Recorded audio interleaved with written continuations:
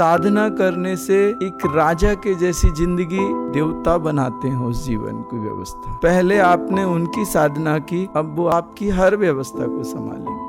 ये अलग ही एक दुनिया है, ये अलग इसका साइंस है। सिर्फ इसमें इतना है कि कौन कितने प्रतिशत अपने आप को साधना के लिए समर्पित करता है, आप अपने जीवन का कितना हिस्सा साधना को देते हो। और वो जब आपको सिद्ध होते हैं तो वो पहले आपकी परीक्षा लेते हैं, क्या आप उसके लायक हो, क्या आप उतने डिवाइन हो, क्या आपके अंदर वैसी व्यवस्थाएं हैं कि आप नेगेटिव ना हो पाए, उन शक्तियों का दुरुपयोग ना करें और हमेशा मानव के उत्थान के लिए, मानव समाज के अच्छे के लिए आप कार्य करें।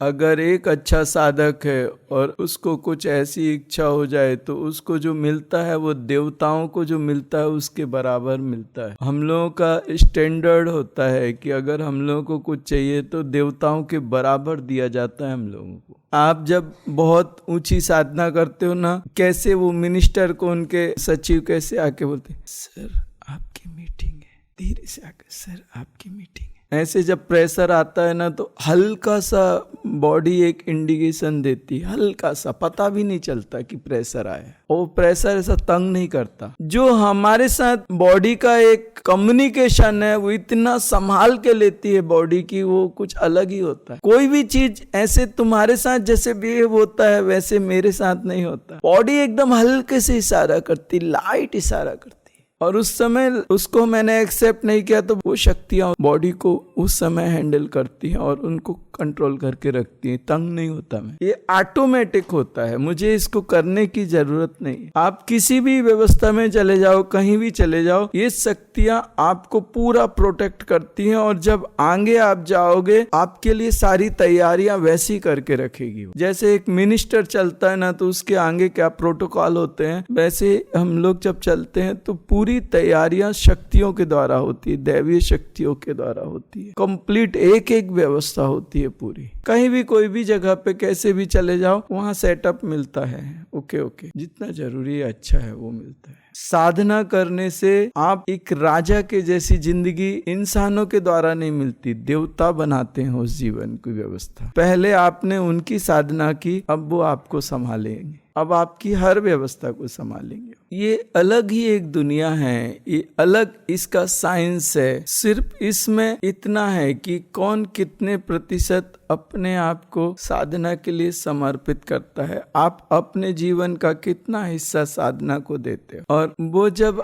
आपको सिद्ध होते हैं तो वो पहले आपकी परीक्षा लेते हैं, क्या आप उसके लायक हो, क्या आप उतने डिवाइन हो, क्या आपके अंदर वैसी व्यवस्थाएं हैं कि आप नेगेटिव ना हो पाए, उन शक्तियों का दुरुपयोग ना करें और हमेशा मानव के उत्थान के लिए, मानव समाज के अच्छे के लिए आप कार्य करें।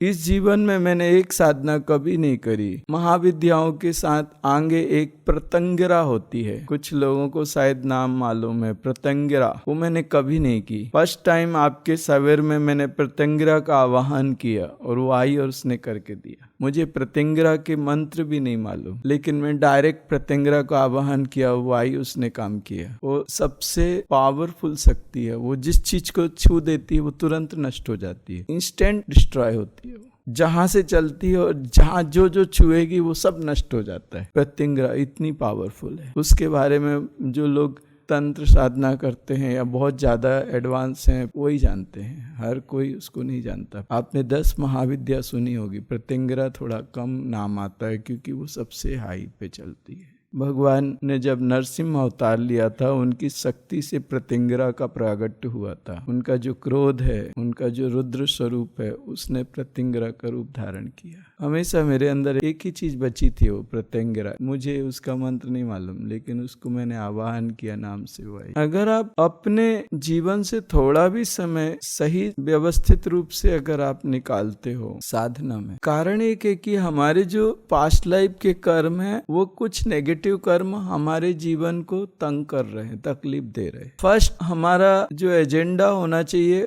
उन कर्मों को नष्ट करना, और उसमें थोड़ा समय लगता है, उसमें जल्दबाजी मत करो, कर्म ज्यादा है। और अगर आपने उनको प्रारब्ध में आने से पहले डिस्ट्रॉय किया तो थोड़ी तकलीफ जरूर होगी, लेकिन अगर वो प्रारब्ध में आ गए तो बहुत उत्पात मचाएंगे, भयानक। तो थोड़ी तकलीफ सहन करके उनको कर्म जो स्वरूप है उसी समय उनको डिस्ट्रॉय कर दो, प्रारब्ध में आने मत दो। और अगर प्रारब्ध में आ गए हैं तो उनके साथ ऐसे पेश आओ कि उनको लगे कि गलत जगह आ गए। एक तो मुसीबत बुलाओ मत, और अगर आ जाए तो ऐसे चलो जैसे बुलडोजर चलता है, सबको कुचल के निकलो। मुसीबत को बुलाओ मत, मोस्टली बचो, लेकिन अगर आ जाए तो फिर अपनी पूरी ताकत से रौंद डालो उस मुसीबत को। दूसरी बार वो चीज आने से पहले सोचे कि गलत आदमी के पास आ गए। कभी घबराओ मत, कभी डरो मत, अपनी पूरी सामर्थ्य के साथ सामने खड़े हो जाओ। ये कुरुक्षेत्र है, तुम ही अर्जुन हो। अर्जुन रोता हुआ अच्छा नहीं लगता, डरा हुआ अर्जुन युद्ध नहीं करता।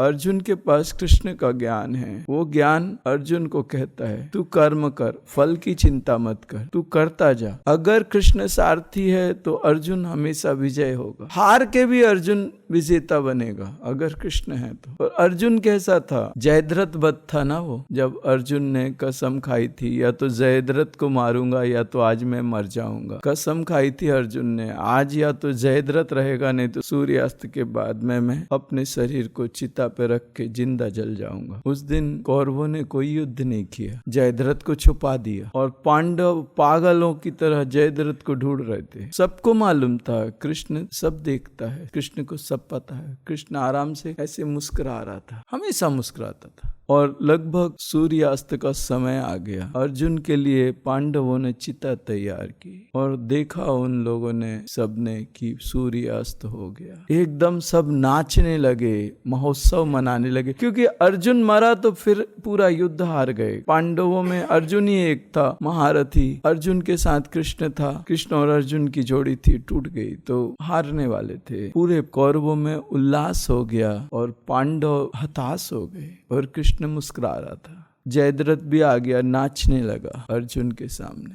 तो जब अर्जुन चिता पे चढ़ गया तो कृष्ण ने कहा, अरे अर्जुन, अंतिम समय में अपने गांडीव नहीं रखेगा और तरकस भी नहीं रखेगा? कैसा वीर योद्धा है, तूने अपना गांडीव भी छोड़ दिया, तरकस भी छोड़ दिया, तीर भी छोड़ दिया। अरे तू चिता पे जा रहा है तो ये गांडीव किधर जाएगा? अर्जुन बहुत गुस्से में आ गया कि इनको सब मालूम है कि जयद्रथ कहाँ छुपा था, बताया नहीं और अभी भी ज्ञान दे रहे हैं। मैं मरने वाला हूं तब भी ज्ञान दे रहे हैं। उपदेश 18 गीता के अध्याय कम हो गए कि अभी भी बता रहे हैं कि मरते समय ये भी लेके जा। मतलब उस समय सोचो कि आप होते तो क्या हालत होती थी। आप तो कहते थे काय का भगवान, तू काय का ये सब, हम मरने की हद पे आ गए, तू ज्ञान दे रहा है। अर्जुन ने सोचा यार अपन ने हमेशा कृष्ण की आज्ञा मानी है, एक अंतिम तो है, इसके बाद तो जल जाना है, अंतिम समय में मान ही लेते हैं। एक आज्ञा नहीं मानी तो लोग कहेंगे कि अर्जुन ने आखिरी में अवज्ञा करी कृष्ण की। गुस्से में ही सही गांडे उठाया, तरकस लगाया और जाके चिता पे बैठ गया। कौरवों में तो ऐसा हो गया जैसे बिना युद्ध लड़े उन्होंने युद्ध जीत लिया। सब नाच रहे थे और जयद्रथ भी नाच रहा था, हे अर्जुन, हे अर्जुन, अर्जुन गया, हे अर्जुन, अर्जुन गया, अर्जुन गया, अर्जुन गया। और जोर जोर से एक चरम सीमा तक वो आवाजें आने लगी। वो पागल हो गए, पूरे कौरव खुशियों से नाच रहे थे। उसी समय कृष्ण की एक जोरदार आवाज आई, अर्जुन देख सूर्य, अर्जुन देख जयद्रथ। भगवान कृष्ण ने सूर्य को अपने सुदर्शन से ढक दिया था। पूरा सन्नाटा छा गया और जो अर्जुन ने देखा सूर्य, अर्जुन ने उठा के गांडीव पे जो संधान किया बाण का, पूरे क्रोध में संधान किया। वो जो बाण था वो पूरी शक्ति के साथ जलने लगा। और जिस समय अर्जुन ने मारा जयद्रथ को, किसी को समझ नहीं आया कि थोड़ी देर तक तो सब ऐसे खड़े रहे, सन्नाटा पूरे में, कौरव भी और पांडव भी। उनकी बुद्धि के परे काम हो गया। वो कब खेलेगा किसी को नहीं मालूम, उसका खेल निराला है। भगवान कृष्ण ने देह छोड़ दी और कहा कि द्वारका डूब जाएगी इतने समय में। सब रानियों को और बच्चों को लेके, सब पूरे वहां पे जो लोग रहते हैं उनको लेके निकाल लो, उसको लेके जाओ सुरक्षित। अर्जुन लेके जा रहा था। छोटे छोटे जंगल के डाकू वो छोटी छोटी तलवार चाकू लेके आ गए। अर्जुन के अंदर बड़ा अहंकार था। वो सुंदर सुंदर स्त्रियां देख के वो डाकू चिल्लाने लगे, 2 तुम ले लो, 2 हम लेते, छांट लो अपनी अपनी। अर्जुन बोला, अरे अर्जुन के सामने जिसने सारे महारथियों को परास्त कर दिया, गिरा दिया, इनकी इतनी हिम्मत, दहाड़ा अर्जुन, इतना दुस्साहस कि अर्जुन के सामने आओ। जब ये दहाड़ा तो वो जो डाकुओं का सरदार था बोले, ये है, पकड़ो इसको, मार। और अर्जुन को पकड़ के मारा उन्होंने और हार गया अर्जुन। वही गांडीव था, वही तरकस थे, वही बाण था, वही अर्जुन था, हार गया अर्जुन। बड़े बड़े महारथियों को परास्त करने वाला अर्जुन उन छोटे छोटे लोगों से हार गया। कृष्ण नहीं था, युद्ध पूरा हो गया था। भगवान कृष्ण ने अर्जुन से कहा, अर्जुन रथ से उतर और बहुत दूर जाके खड़ा हो। बोले, भगवान आप भी तो उतरोगे? कृष्ण मुस्कुराए, बोले, अर्जुन तू पहले उतर और दूर जाके खड़ा हो। भगवान आप ऐसा क्यों बोल रहे? बोले, अर्जुन जा। हर बार अर्जुन इतने झटके खा चुका था कि उसको मालूम था कोई ना कोई अभी कुछ ना कुछ होने वाला है। और अर्जुन अपना गांडीव तरकस लेके, अस्त्र शस्त्र लेके उसने दूर चला गया। और जैसे ही कृष्ण उस रथ से उतरे, रथ में ऐसे आग लग गई जैसे पेट्रोल में आग लगती, भक से चारों तरफ से जलने लगा। सब पांडव देख रहे थे, बोले क्या है? तब कृष्ण की तरफ सब भगवान, तब कृष्ण ने कहा, इतने दिव्यास्त्र इस रथ के ऊपर गिरे हैं, तो कब का जल गया था? मैं खड़ा था इसलिए चल रहा था, मैं खड़ा था इसलिए ये रथ चल रहा था। ये तो कब का नष्ट हो गया था। इतने दिव्यास्त्र गिरे थे और ऊपर बजरंगा खड़ा था वो ध्वजा लेके। ये इतनी शक्ति होने के बाद तू विजय प्राप्त हुआ है। एक समय कर्ण ने भगवान कृष्ण के ऊपर बहुत सारे तीर चलाए और भगवान का कवच टूट के गिर गया और कुछ उनके शरीर में तीर बिध गए। हनुमान जी को ये बड़ा पीड़ा हुई और क्रोध से जो हनुमान जी चिंगाड़े थे रथ के ऊपर से, उस चिंगाड़ से ही कर्ण की हालत खराब हो गई। कृष्ण ने रोका, बोले, हनुमान अगर तुम ऐसे चिंगाड़ोगे तो ये मर जाएगा, तुम्हारी आवाज से ही मर जाएगा कर्ण। बोले, इतनी सामर्थ्य अभी इन लोगों में नहीं है कि तुम्हारी शक्ति को वहन कर सके। आप शांत रहिए, जो हो रहा है उसे होने दीजिए। तब हनुमान जी शांत हुए थे। कर्ण बुरी तरह डर गया था, हिल गया था। पूरी कौरव सेना उड़ने लगी थी उस समय। पूरी ऐसी हालत हो गई थी कि हनुमान जी जब चिंगाड़े थे। इतनी सामर्थ्य लेके अर्जुन लड़ा था, तब विजयी हुआ था। एक साधक अगर गुरु की शक्ति को लेके चलता है, अंत में जरूर विजय होता है। अर्जुन ने बड़ी पीड़ा सही, वनवास झेलना पड़ा, क्या क्या नहीं झेलना पड़ा, लाक्षागृह सहन करना पड़ा, बृहन्लला बनना पड़ा, बहुत कुछ उसने अपमान सहे, लेकिन अंत में विजय को प्राप्त हुआ। जो साधक साधना की कठिनाइयों को देख के पलट जाता है, अंत तक नहीं पहुंच पाता, विजय तक नहीं पहुंच पाता। अर्जुन बनना है तो बहुत कुछ सहना सीखना पड़ेगा। सारी पीड़ा को प्रसाद की तरह समझ के पीना पड़ेगा। अर्जुन बनना है, ये आसान काम नहीं है। अर्जुन बनना ये महावीरों का काम है, ऐसे हर कोई नहीं बन सकता। बहुत सारे लोग हमसे जुड़े रहते हैं, तो हीलिंग में भी आते हैं, कहीं कहीं आते हैं, लेकिन वो क्या करते हैं, हम इतनी बात आपकी मानेंगे, इतनी हम अपने मन की करेंगे। और जब वो इतनी अपने मन की करते हैं ना, वो इतना उनके लिए जहर के जैसा हो जाता है।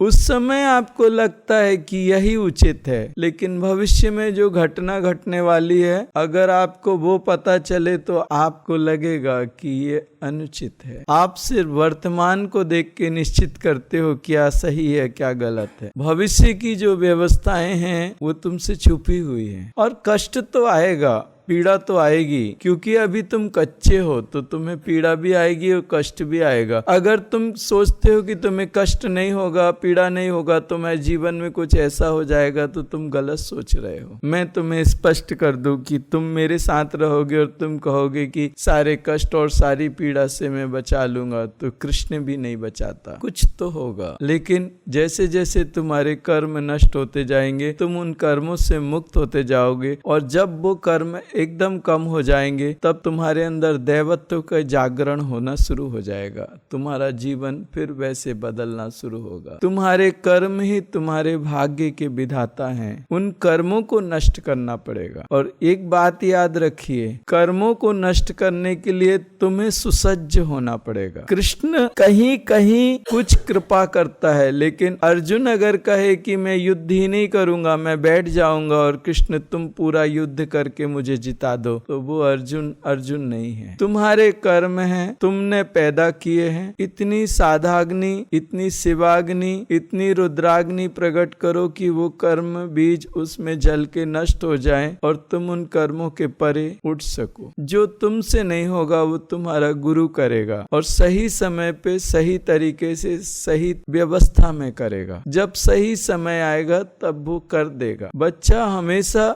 जिद करता है, मुझे अभी चाहिए, मुझे यही चाहिए, मुझे ऐसा ही चाहिए। माँ बाप हमेशा हर चीज उनकी मान लें तो बच्चे का शरीर, भविष्य सब कुछ संकट में आ जाता है। एक माँ को मालूम है कि बच्चे को कब, क्या, कितना, कैसे देना है। वो माँ जानती है। कभी कभी कुछ चीजें मानती है, कभी कभी नहीं मानती। इन चीजों को समझिए, ये हमारे सिद्ध मार्ग के सिद्धांत हैं। आप किसी भी सिद्ध मार्ग के साधु के पास जाएंगे, उसका करने का तरीका है ये। कृष्ण का होना अपने आप में विजय पताका है। महाभारत के युद्ध का परिणाम पहले ही ऋषि मुनियों ने उन कौरवों को बता दिया था, कह दिया था धृतराष्ट्र से कि जहाँ कृष्ण है वहीं विजय है, कोई कुछ नहीं कर सकता। स्पष्ट रूप से कहा था उन्होंने, अच्छी तरह से समझाया था। भीष्म ने भी धृतराष्ट्र को भी कहा था और दुर्योधन को भी कहा था, ये द्रोणाचार्य, ये भीष्म, ये अश्वत्थामा, ये सारे महावीर तुम्हारे रखे के रखे रह जाएंगे जब कृष्ण उतरेगा। जब कृष्ण इस रण क्षेत्र में उतरेगा